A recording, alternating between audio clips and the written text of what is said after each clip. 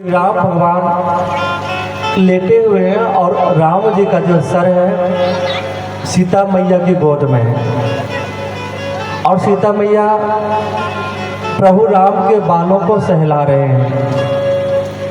प्रभु राम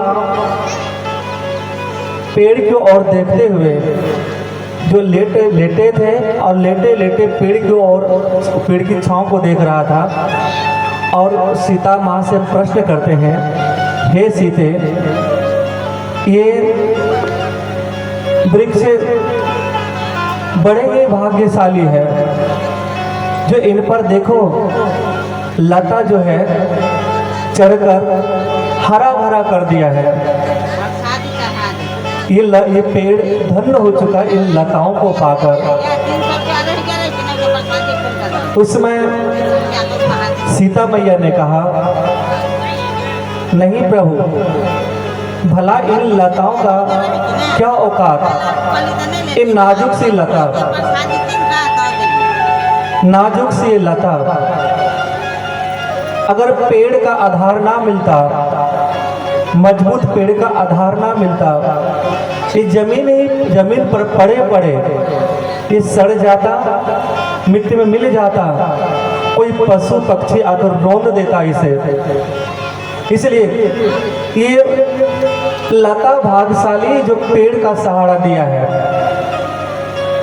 और जैसे कि आप प्रभु सृष्टि का वृक्ष हैं और मैं आपकी लता हूँ जो आपने मुझे आश्रय दिए हैं और आपके आश्रय पाकर मुझ जैसी सीता जैसी लता इस पर चढ़कर जो छांवदार कर दिया है।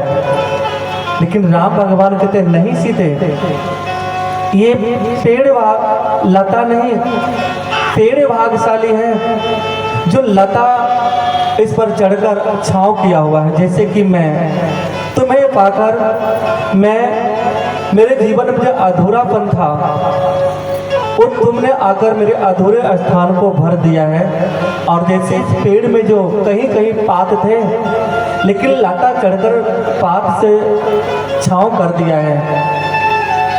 अब श्री राम भगवान कहते तुम्हें पाकर, जैसे वृक्ष को पाकर लता धन है तो राम भगवान कहते नहीं, ये पेड़ धन है।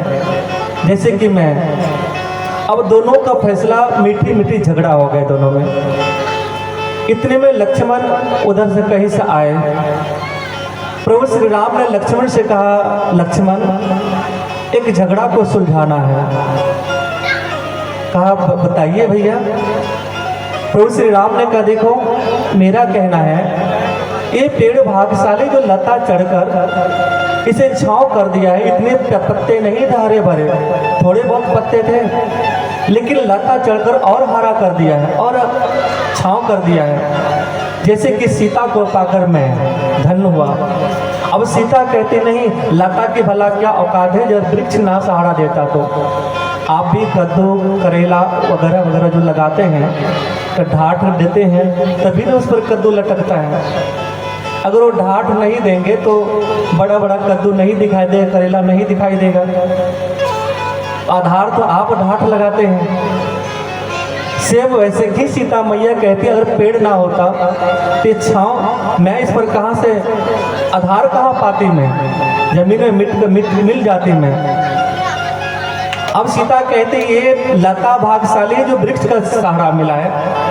और राम कहते हैं कि ये पेड़ भाग्यशाली जो लता का सहारा मिला हुआ है। भला अब तुम ही मेरे झगड़ा को सुलझाओ। लक्ष्मण सोचते हैं अगर भैया राम की तरफ बोलता हूँ तो माँ सीता नाराज हो जाती है और माँ सीता तरफ बोलता हूँ तो भैया राम नाराज हो जाते हैं। मुझे तो दोनों का आश्रय चाहिए, मुझे तो दोनों का प्रेम चाहिए। अब कौन सा तरीका अपनाऊं, कौन सा युक्ति लगाऊं। और भक्त लेकिन एक बात है, भक्त बड़े चतुर होते हैं। रे मन माधव सो लाइए, चतुराई ना चतुर्भुज पाइए। चतुराई से भगवान को नहीं पा सकते, प्रेम से पा सकते हैं। और भक्त हमेशा चतुर होते हैं। लक्ष्मण ने थोड़ा सा दिमाग लगाया, सोचा अब किनके तरफ बोलूं मैं। युक्ति सूझ गई है। और जो भगवान से प्रार्थना करते हैं कि भगवान अब आप ही मेरी बुद्धि दें कि दोनों तरफ से कोई नाराज ना हो, दोनों की प्रशंसा हो जाए। तो प्रभु लक्ष्मण ने कहा भैया